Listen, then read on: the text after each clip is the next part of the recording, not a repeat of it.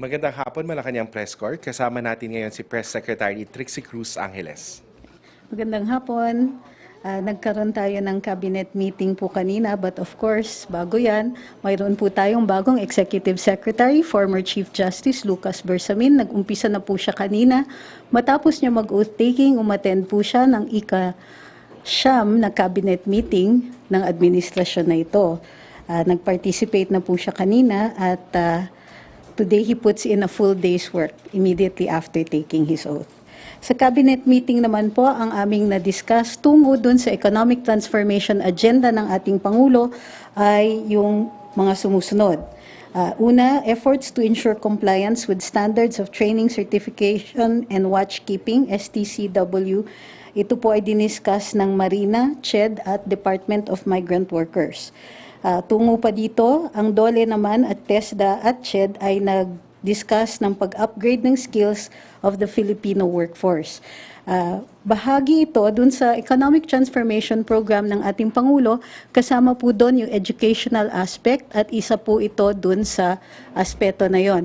So, both vocational skills training and expanding the skills of our workforce is part of the economic transformation of the President. Sa atin namang carding response, tuloy-tuloy pa rin po ang NDRRMC sa kanilang assessment sa epekto ng nakaraang bagyo. As of this morning's counting, ang sabi ng NDRRMC, 8 po ang reported dead, 3 pa ang missing, 32 cities and municipalities have declared that they're under a state of calamity. Ang current count for affected population is at 60,817 persons, with more than 46,000 persons staying in 976 evacuation centers across affected regions. Although maano yung numbers na ito, sinasabi ng DSWD dahil na pre-position po ang mga relief goods at pre-evacuated ang mga naging potential victims or victims dito, the damage is minimal in terms of the cost of human life and injuries. Nasasanay po ang mga tao dun sa pag-evacuate, dun sa mga early warnings, at saka dun sa magkaroon ng maayos yung sistema sa pag-evacuate at pag-early warning sa ating mga potential victims in disaster paths. Okay. Bukas na po tayo para sa mga katanungan. First question, Marisol Halili, TV5.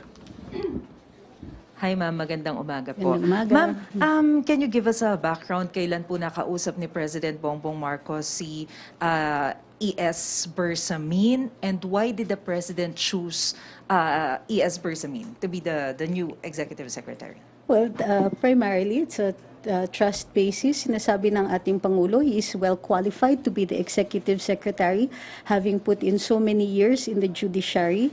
He has the necessary legal background and the ability to deal with paperwork. Plus, of course, he is trusted and well qualified for this. Pero ma'am, paki-explain lang po, what will be the difference when it comes dun sa mandate ng Executive Secretary and dun po sa office ngayon na Secretary Vic Rodriguez, sa Presidential Chief of Staff? Tama po ba? Well, in the absence, wala pa pong publication kasi ang ating AO1, so we'll have to wait for that bago po natin maggawa ng distinction, if any. Okay? So we'll wait for the publication. Ay, ma'am, sorry, last na lang. Yes, ma'am. Does it mean na hindi pa po final yung appointment ni Attorney Vic Rodriguez as Chief of Staff? Ang current status quo is that he entered into his duties as Chief of Staff. So that is how things stand right now. Thank you, ma'am. Next question, Maris Umali, GMA News.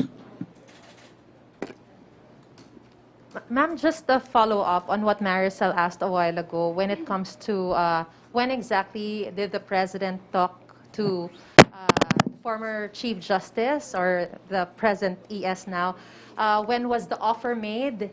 Was it prior to him going to the US? Wala po tayong information on that one. We know that he had talked to former Chief Justice, now Executive Secretary Bersamin, before he entered into his duties. But as to the exact date, wala po tayong information on that. Pero matagal na po niyang nako-contemplate yon right after the resignation of the former ES. I have no information on that one as well. I'm not sure even of the relevance of the question. Ma'am, how about the administrative order for the appointment of the former ES as the now chief of staff? We'll be waiting for the administrative order. It has to be published pa, so we'll have to wait for that. Thank you, ma'am. Next question, Job Manahan, ABS-CBN News Online. May we remind everyone for a one question, one follow-up only. Thank you. Good afternoon, Secretary Trixie. Is there any information about Russia possibly supplying fuel and fertilizer to the Philippines? President Marcos in an interview po kasi while he was in the US confirmed that he's having talks right now regarding that and he is close na daw po in striking a deal. So until such time that the agreement has been entered into and finalized, we cannot comment on it.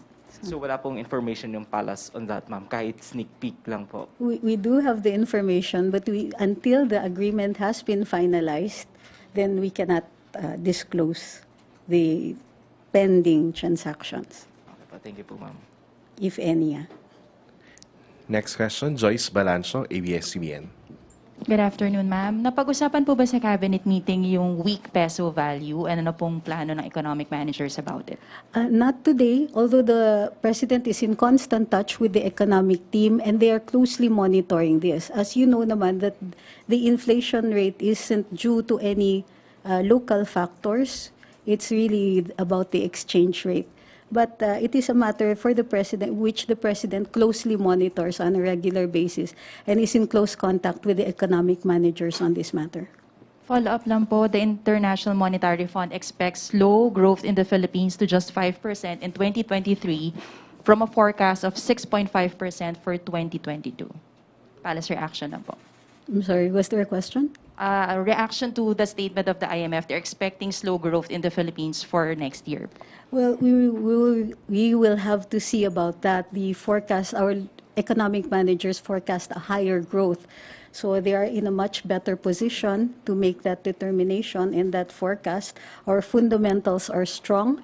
The economy is in a good resurgence and we are experiencing a good rate of growth right now. So we will have to see in the end whether that forecast is going to be more accurate than the local forecasts. Next question, Dennis Hamito, Bomba Radio. Okay, ma'am. Good afternoon. Nagkaroon po ba o magkakaroon ng Legislative Executive Advisory Council meeting after nung pag-certify as urgent dito sa 2023 national budget? May schedule po ba? Wala pa pong ipinahahayag na schedule sa ngayon. Follow-up lang, ma'am. Ano pong nagbunsod bakit isinertify as urgent yung national budget ng 2023 dahil priority naman talaga ng both houses of Congress yung budget taon-taon, ma'am? It's really just to underscore the need to pass the budget para hindi magkaroon ng reenacted budget. It's the same reason. Last question.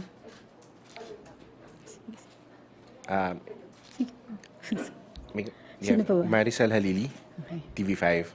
I'm sorry, other issues lang po. Kasi yung pong grupong hukom at saka po yung Philippine Judges Association, they actually called on the administration leadership to declare that in no time under its watch will democracy be imperiled by an irresponsible and unfounded assault on a trial judge. Actually, sinabi po nila ito following the statement of former Yusek Lorraine Badoy against po dun kay Justice Judge Malagar, yung decision about the terrorism of CPP-NPA. Ano po yung response ng administration sa panawagan po ng grupong hukom? As you know, this administration will adhere closely to the rule of law and only to the rule of law. We do not endorse any illegal activities. And we have relied on the statement of the Secretary of Justice saying that this particular case can be refiled or is to be refiled under the Anti-Terrorism Act. So there is no need for a reaction regarding, on the part of the administration, strictly on the part of the administration, there is no need to react about the decision since there is a different regime now, a different legal regime, which is the Anti-Terrorism Act. So we let the law take its course and allow the judiciary to exercise its full mandate. The SOJ will be directing anyway the filing of a proscription case in the Court of Appeals as prescribed by the Anti-Terrorism Act. You're welcome. Meron pa po ba? Maraming salamat, Ay, Press maraming Secretary salamat. Trixie Cruz-Angeles. Maraming salamat, Malacanang Press Corps. Magandang hapon.